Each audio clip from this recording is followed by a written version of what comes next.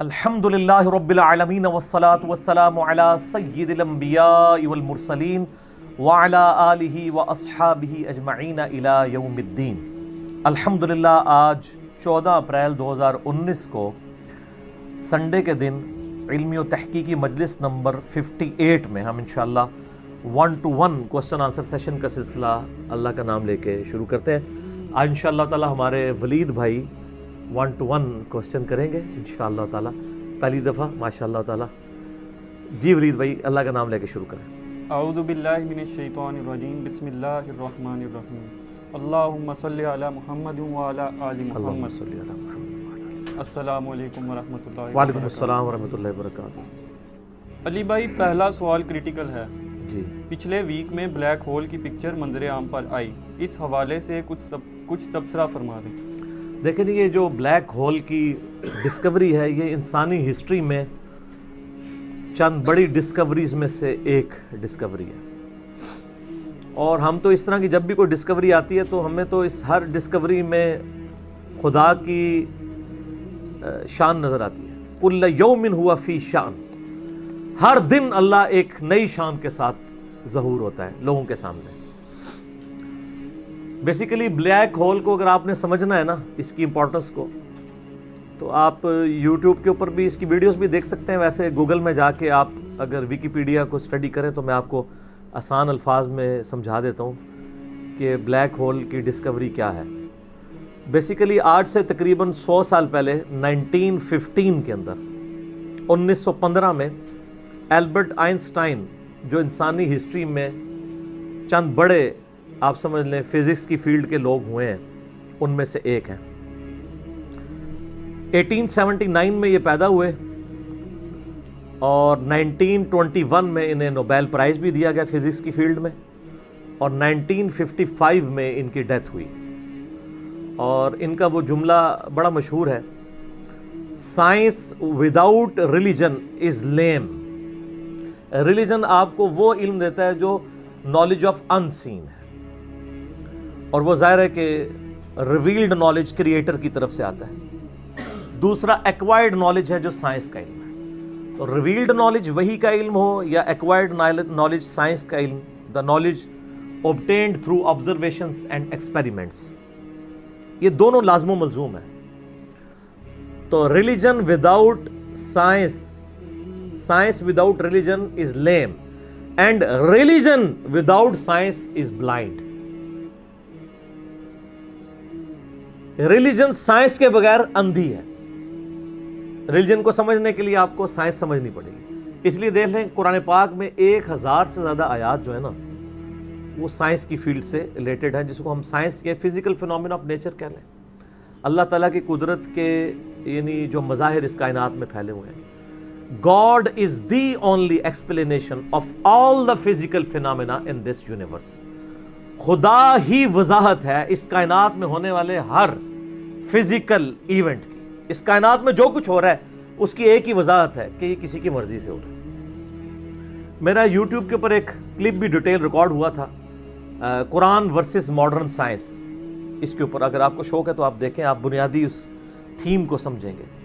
Science صرف physical laws کے ساتھ ڈیل کرتی ہے، جو قانون قدرت ہیں اللہ کے بنائے ہوئے، انہی لاز کو یوز کر کے سائنس ہیومینٹی کی بہتری کے لیے کام کرتی ہے۔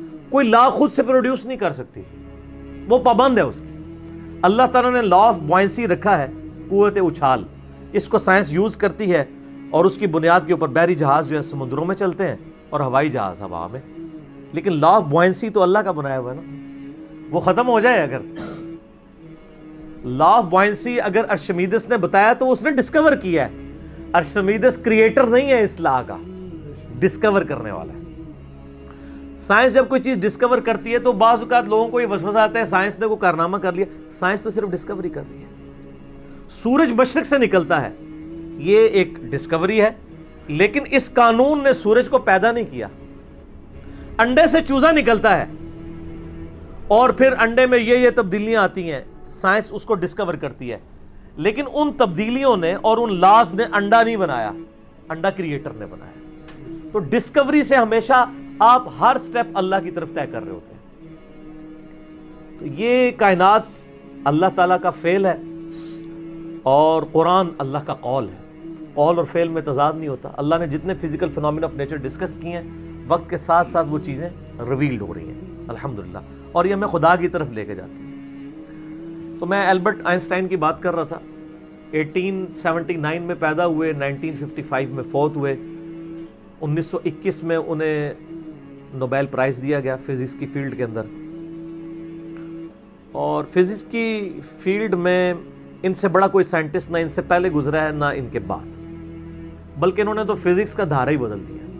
ان سے پہلے تو لوگ کنکلوڈ کر چکے تھے نیوٹن کو, لیکن انہوں نے آ کے جب تھیوری آف ریلیٹیوٹی کے اوپر ایک ریسرچ پیپر لکھا 1915 کے اندر, 1915 میں, تو پوری دنیا کے اندر ایک ہلچل مچ گئی. وہ تو کہتے ہیں ہم فزکس کنکلوڈ کر چکے ہیں. فزکس تو ایک پھر بات آ گئی جی, یہ نیوٹینین فزکس اور ہے اور آئنسٹائن کی فزکس. انہوں نے تو کئی ایسی چیزیں جو لوگ کنکلوڈ کر چکے تھے. اب وہ ہر بندے کی سمجھ سے مطلب وہ سمجھانا یاد, میں فزکس پہ تو لیکچر نہیں دے رہا, میں آپ کو آج صرف بلیک ہول پہ بات کروں گا. تو انہوں نے اس وقت میتھمیٹیکلی یہ چیز پروف کی تھی کہ کائنات کے اندر, یعنی انہوں نے دیکھا نہیں تھا, یہ ان کا یہ کانسیپٹ تھا کہ اگر کسی جگہ پہ بہت زیادہ میس کنسنٹریٹ کر جائے اور اس کا والیوم آلموسٹ زیرو نیگلیجیبل ہو, تو اس میس کے اندر گریویٹیشنل فورس, قوت کشش ثقل, جس کی وجہ سے چیزیں ایک دوسرے کو کھینچتی ہیں. یہ میں گلاس جب یہاں سے چھوڑوں گا تو نیچے جائے گا, اوپر نہیں جائے گا, اس لیے کہ زمین اسے اپنی طرف کھینچ رہی ہے. تو اس کی ایک طاقت ہے جس سے وہ 9.8 میٹر پر سیکنڈ اسکوائر کی ایکسلریشن ہوتی ہے. تو انہوں نے کہا تھا کہ اگر ایسا میس کائنات میں کہیں ایگزسٹ کرتا ہو کہ اس کا والیوم تو آلموسٹ زیرو ہو, لیکن اس کا جو میس ہے وہ وہاں پہ انٹینس میس ایسا کنسنٹریٹ کرے, تو اس کی گریویٹیشنل فورس اتنی زیادہ ہوگی کہ اس کے پاس سے بھی اگر کوئی ستارہ گزرے گا تو وہ اس کو ہڑپ کر لے گی, جس طرح ایک ورٹیکس کرتا ہے. بلیک ہول ایک خلائی ورٹیکس ہے. جس طرح سمندری بھنور ہوتے ہیں نا, جن میں بڑے بڑے بحری جہاز بھی ڈوب جاتے ہیں, چکر کھا رہا ہوتا ہے, کوئی بھی چیز کے قریب بھی ہے وہ اس کو پہلے سک کرتی ہے پھر اندر ڈبو دیتی ہے پھر ختم. اس طرح خلا کے اندر بھی ایسے ورٹیکس ہو سکتے ہیں جہاں پہ کنسنٹریٹڈ ماس ایگزسٹ کرتا ہو, اور وہ گریویٹیشنل فورس اتنی ہوگی کہ ایون لائٹ بھی اس میں انٹر ہونا تو وہ بھی اسکیپ نہیں کر سکتی, جو اس کائنات کی سب سے تیز ترین چیز ہے اور ایبسولوٹ کانسٹنٹ ہے. آئنسٹائن نے تو یہ بھی کہا نہ ٹائم کانسٹنٹ ہے نہ میس کانسٹنٹ ہے,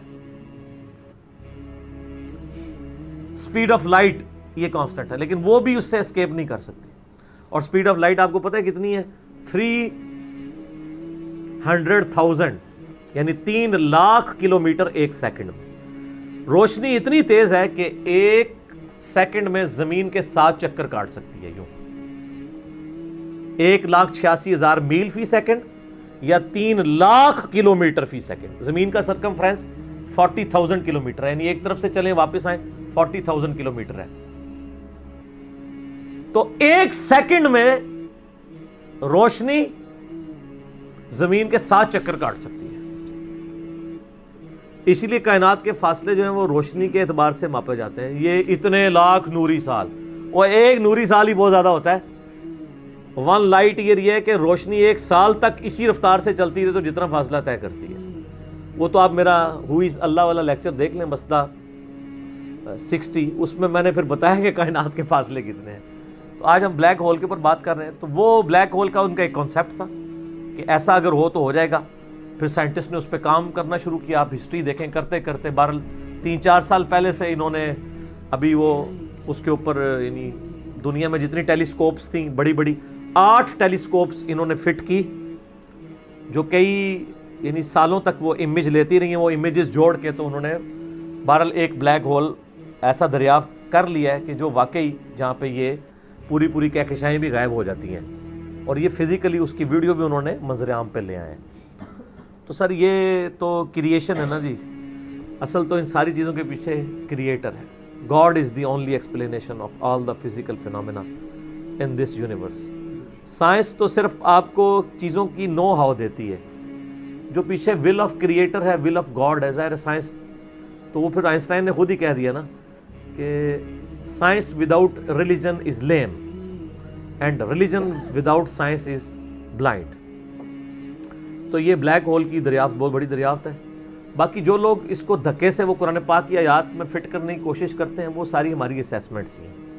اس طریقے سے ایک جس طرح سورۃ الواقعہ میں آیت وہ لے کے آتے ہیں نا، فلا اقسم بمواقع النجوم وانه لقسم لو تعلمون عظیم، میں قسم یاد فرماتا ہوں ان جگہوں کی جہاں پہ ستارے ڈوبتے ہیں، اور کاش تم جانتے ہوتے کہ یہ کتنی بڑی قسم ہے جو ہم نے یاد فرمائی ہے.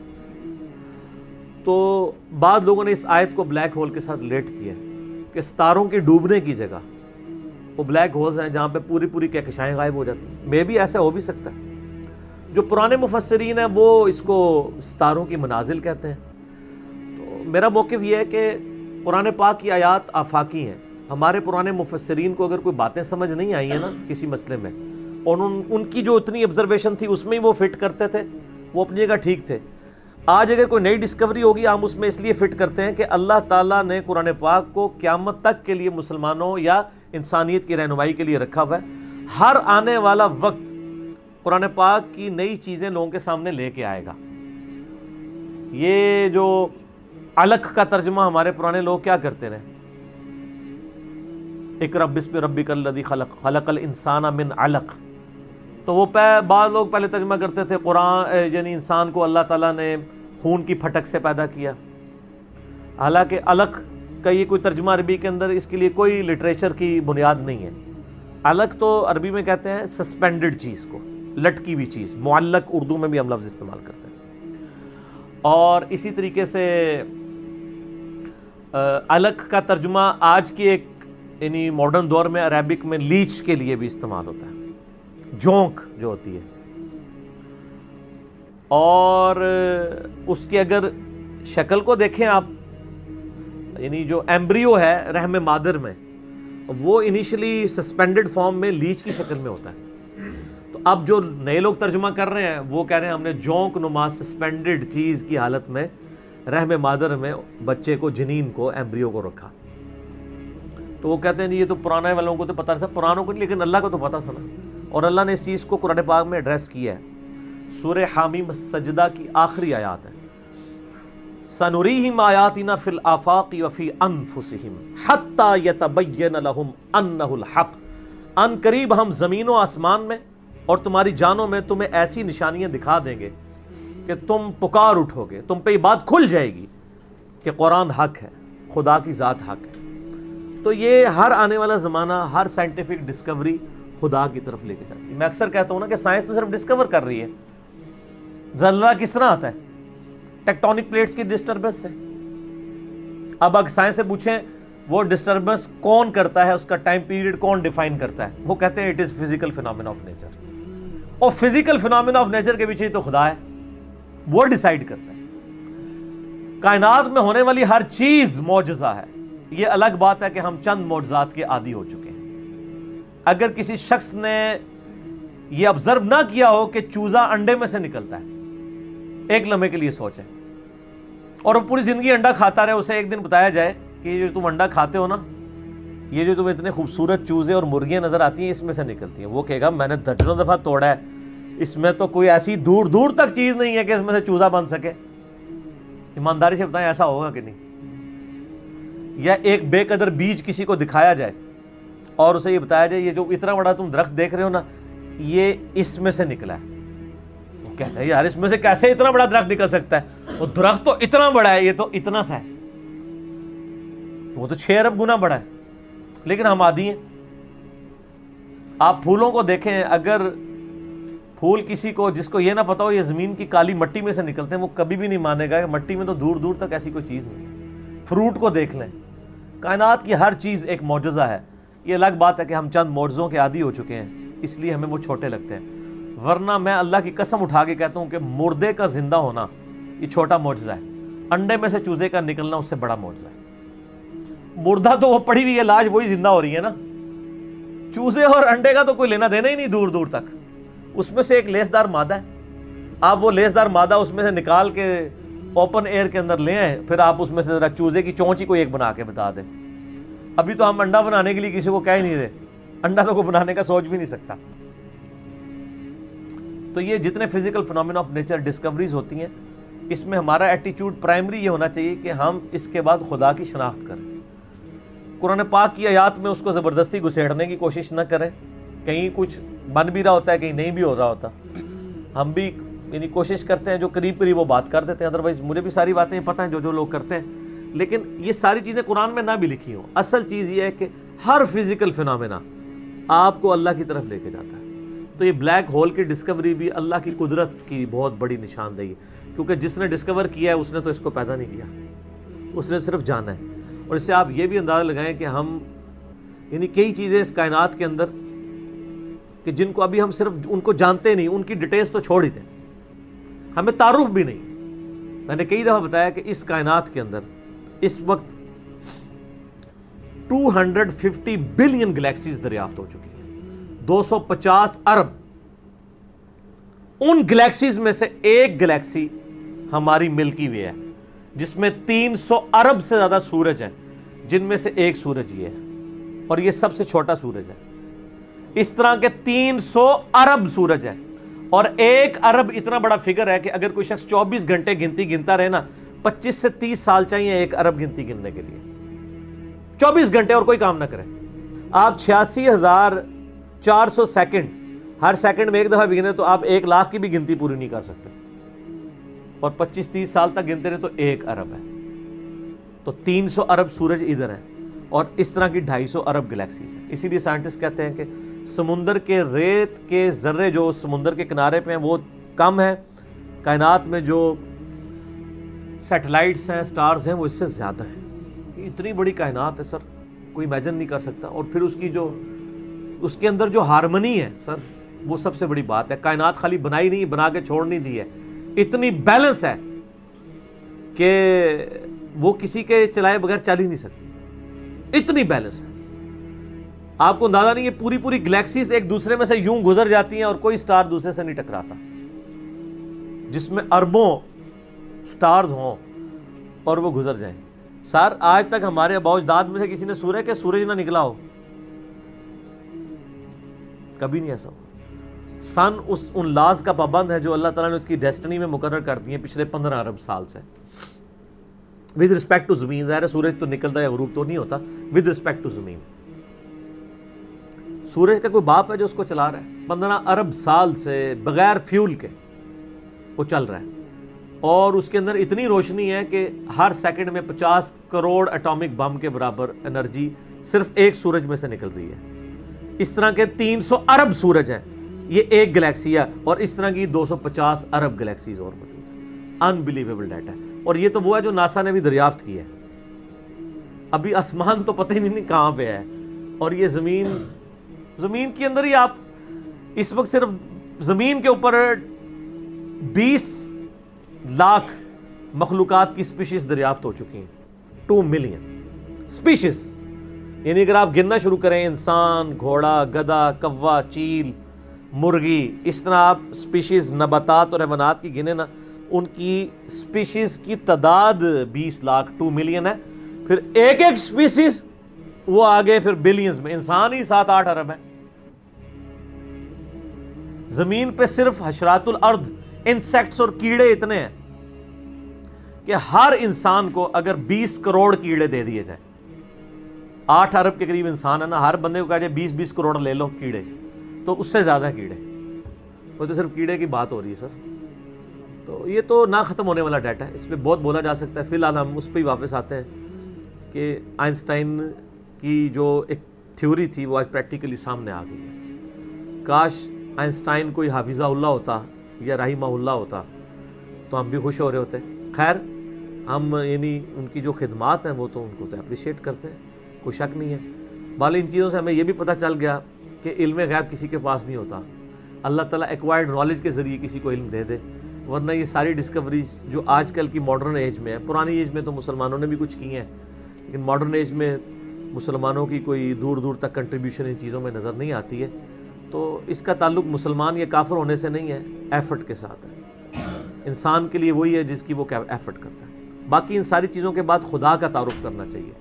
کسی بھی خوبصورت چیز کو دیکھیں سبحان اللہ بولے کہ یہ پاک یا بے عیب یا حیران کن نہیں ہے. حیران کن تو وہ ہستی ہے اور بے عیب تو وہ ہستی ہے جس نے اسے پیدا کیا ہے، جس نے اسے کریشن ایکس نہیلو کیا ہے، عدم محض سے وجود بخشا ہے۔ تو خدا کا تعارف ان چیزوں سے ہوتا ہے۔ تو میں یہی اس کے اوپر میسیج دوں گا کہ بلیک ہول کی ڈسکوری آپ کو ایک اللہ تعالیٰ کی نئی شان، کل یوم ہوا فی شان، یہ آپ کے اوپر کھول رہی ہے۔ ٹھیک ہو گیا؟